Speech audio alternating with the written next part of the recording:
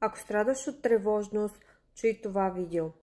Една малка тайна за това как да намалите тревожността си е всъщност да й позволите да освобождава напрежението. Но как става това? Много често, когато хората страдат от тревожност, не си позволяват да изразят емоциите си, не позволяват на тялото да почувства симптомите на тревожността.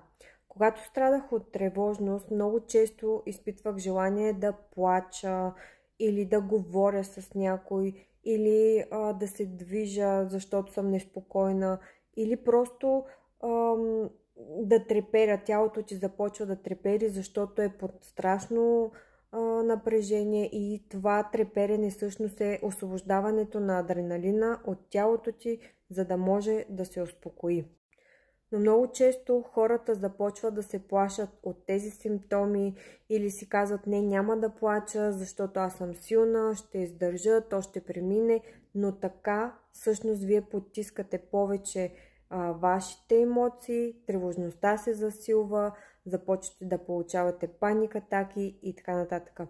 Затова позволете си да усетите симптомите на тревожността. Те не са опасни, те няма да ви навредят. Това е просто сигнал на тялото, който казва, че трябва да освободи целият адреналин, цялото натрупано напрежение, чрез тези неща. Плачене, треперене, движение и така нататък. В момента, в който вие си позволите да не се плашите от симптомите, да им позволите да излязат от вас, да треперите, да плачете и така нататък, тревожността започва да губи сила и да намаля нейните сигнали. Затова, хора, научете се да не потискате емоциите си, а просто да ги оставяте, да ги изразявате по какъвто и да е начин. Просто ги изкарвайте от вас.